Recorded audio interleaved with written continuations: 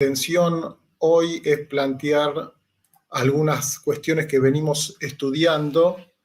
a partir de lo que marca en principio la Revolución Rusa y posterior Unión Soviética,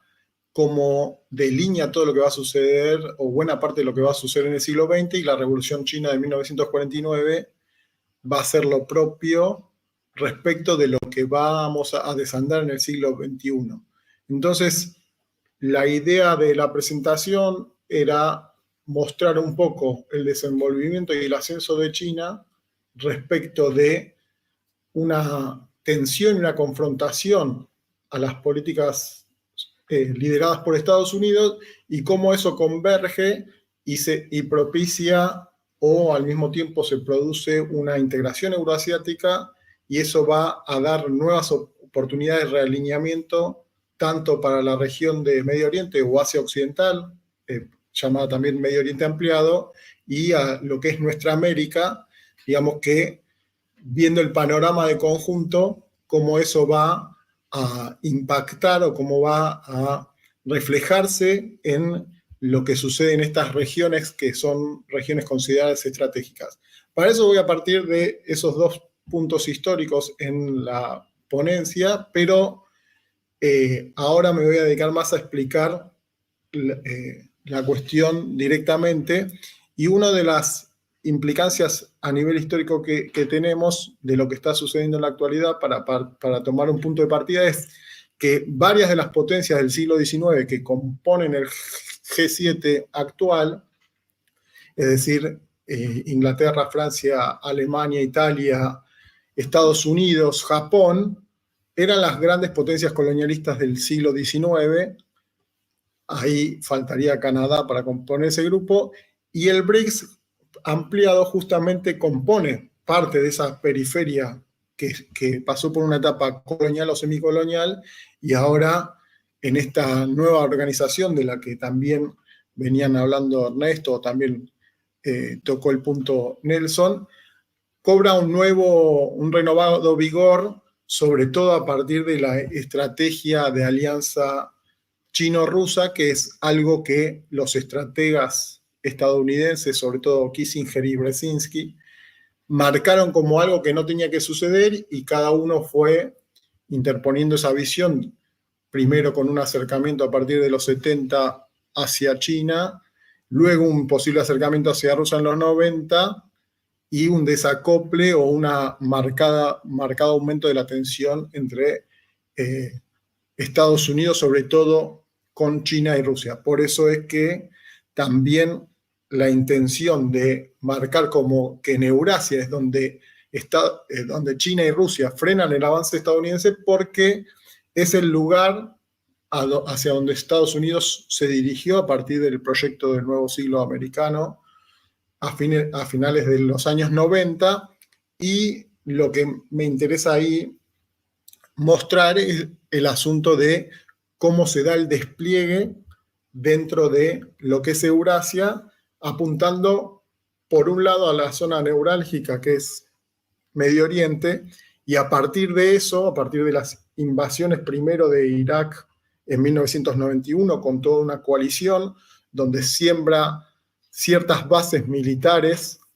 que vienen como corolario a toda la organización de comandos y bases militares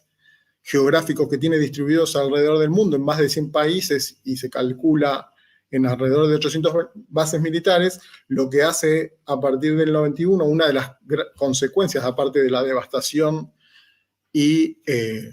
la probable división en ese momento que se hablaba de Irak, o lo que en otros trabajos planteamos como la reconfiguración simbólica y material de Medio Oriente, era una de las doctrinas, la doctrina Rumsfeld-Zebrowski, principal de establecer un caos controlado en Medio Oriente, para a partir de ello tener como una palanca de dominación del mundo por dos aspectos fundamentales, que son, por un lado, controlar los pasos estratégicos y vías de comunicación, que son grandes rutas comerciales y al mismo tiempo son rutas principales de transporte de hidrocarburos, sobre todo gas y petróleo, para lo cual la región esa desde esa región trataba de controlar a los posibles rivales competidores, como es la subordinación que intenta de hacer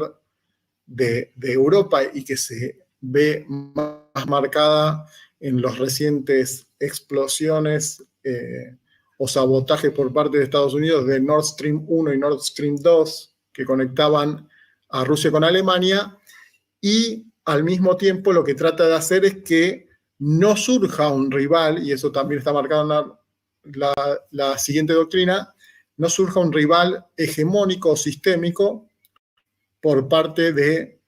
los posibles que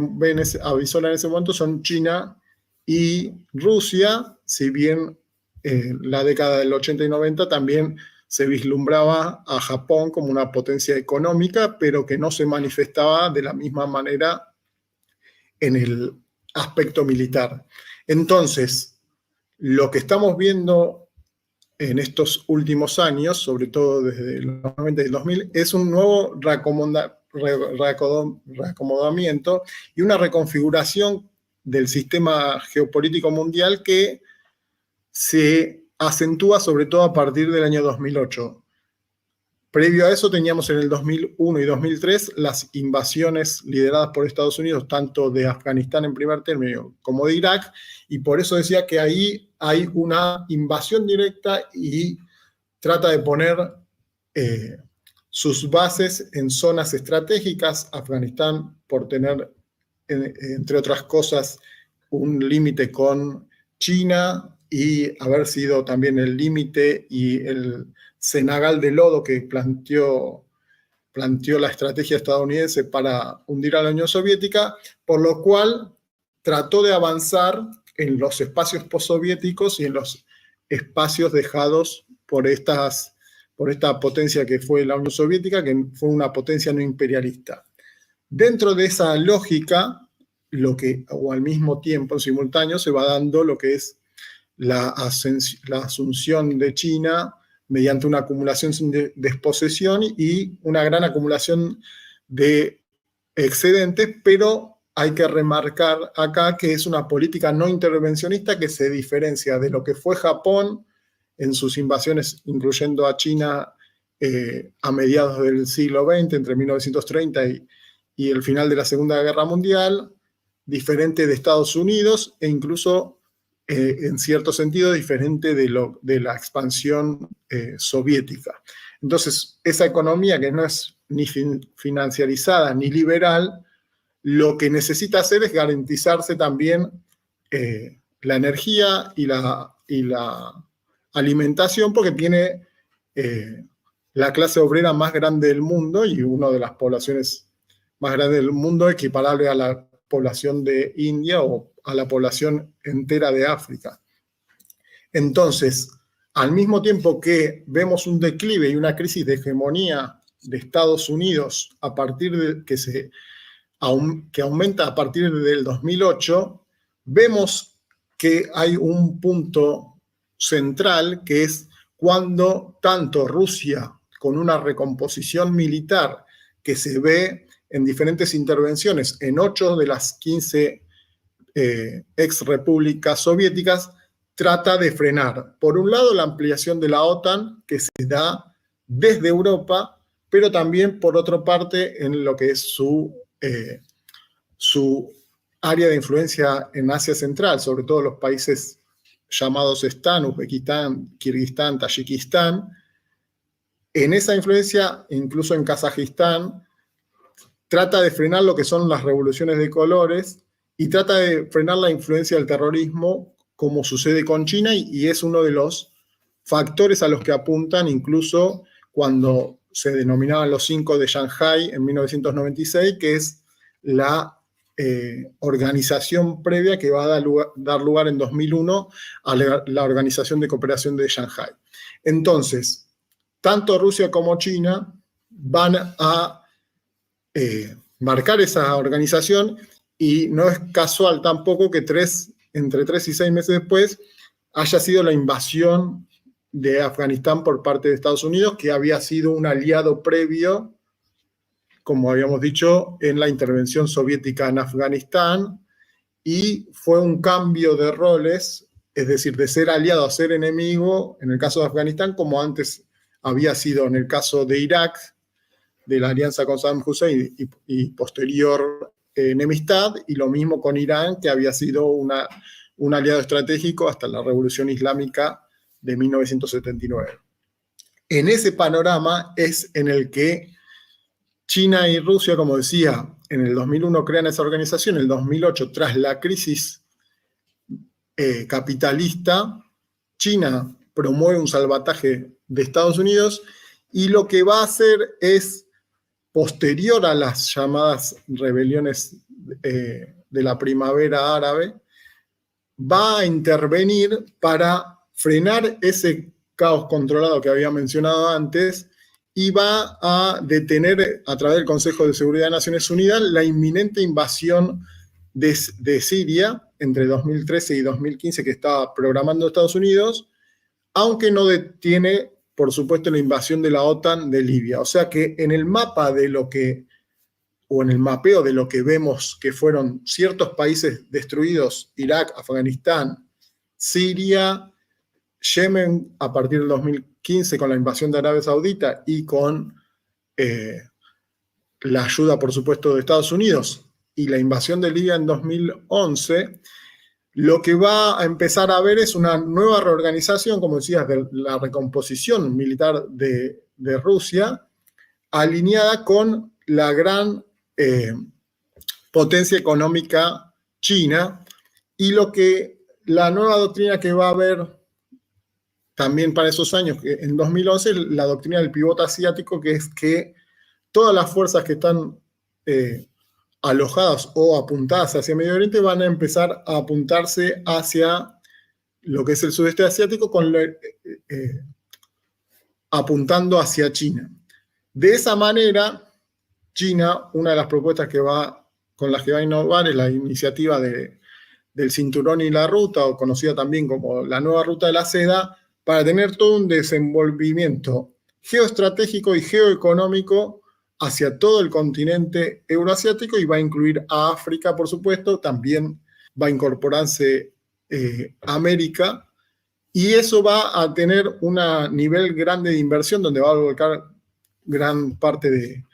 sus excedentes y de parte de lo que se denomina también la sobreproducción global itinerante, y entonces es ahí cuando el BRICS, que surge para el año 2009, primero como BRIC, donde tiene las principales potencias China, India y Rusia, que en la actualidad, según el poder de paridad adquisitivo, son la primera, China, tercera India y quinta Rusia en ese orden, va a mostrar la nueva gravitación que van a adquirir esas tres potencias, y en un proceso de las últimas décadas, sobre todo las últimas 4 décadas, intensificado en las últimas 2 décadas, así como crece la economía asiática, la economía china, crece la economía de esa zona asiática, donde se había volcado la deslocalización en primer término de los tigres asiáticos, y lo que va a haber es un nuevo posicionamiento respecto de una serie de organizaciones que va a encabezar China principalmente, con Rusia en algún sentido, o a veces por parte de Rusia mismo, donde vemos una serie de organizaciones a las cuales se van a sumar en el BRICS Plus recientemente, que son la Organización de Cooperación de Shanghái en 2001, el BRICS en 2009, la Unión Económica Euroasiática de Rusia con otros países exsoviéticos, el tratado de el RCEP, que es el Tratado del Sudeste Asiático Económico por parte de China con otros 20 países, y eso va a tener como corolario la intención de ir generando una incipiente desdolarización, por lo cual el freno que promueve en primera instancia en Eurasia implica también el despliegue de organizaciones y el despliegue de la influencia, en el caso de Rusia, en parte militar, pero también diplomática respecto de África, y en el caso de China, con una influencia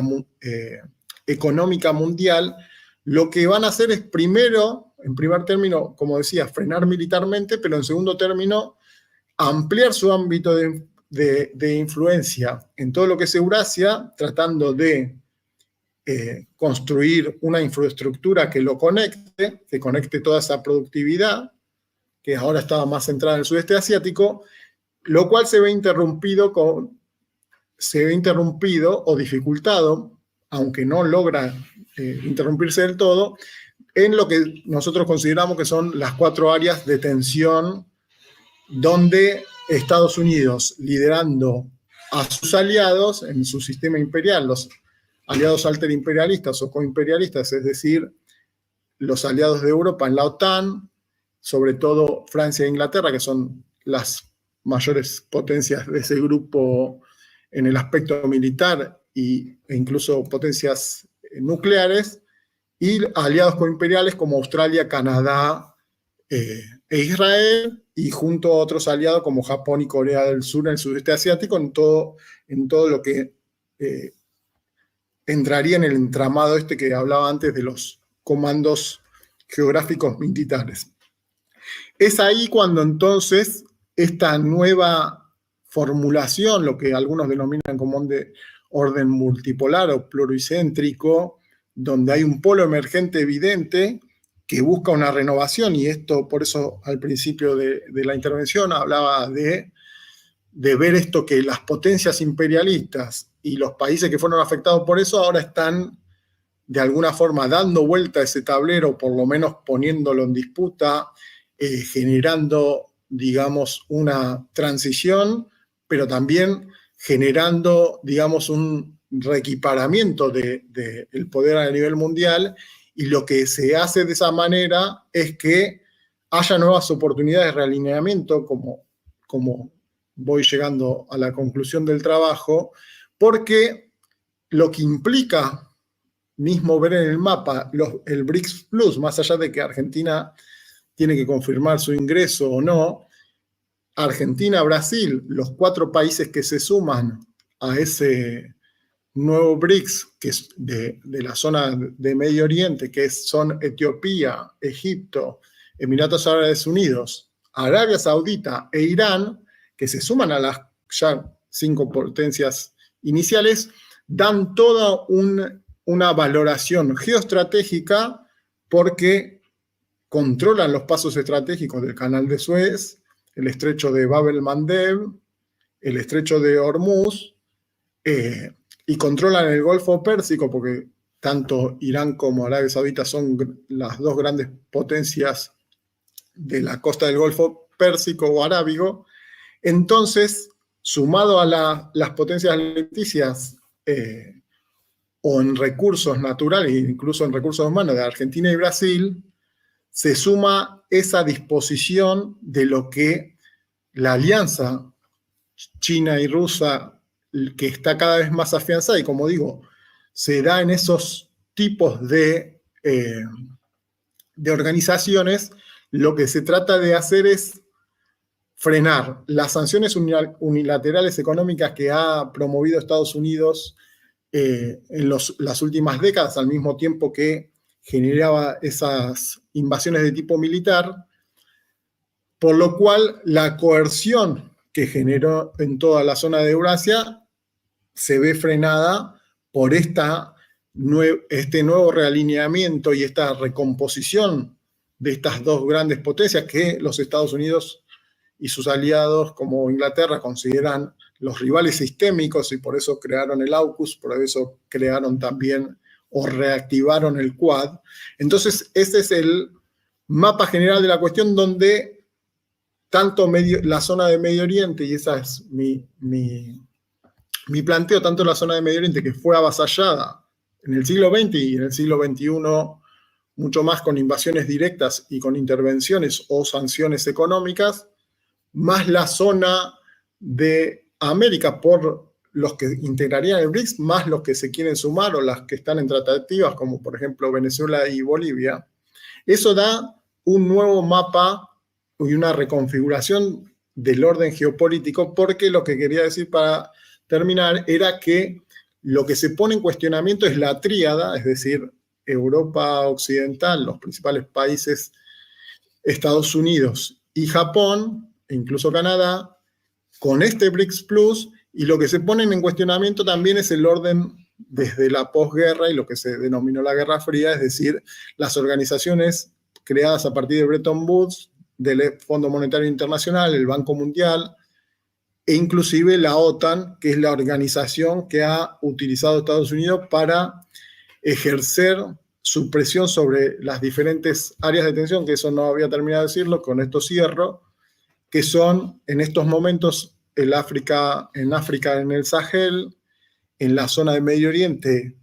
tratando de presionar sobre Irán, en el caso de Rusia, presionarlo a través de Ucrania, lo cual conocemos que el conflicto está desatado de manera bélica, y en el caso de China, presionarlo a través de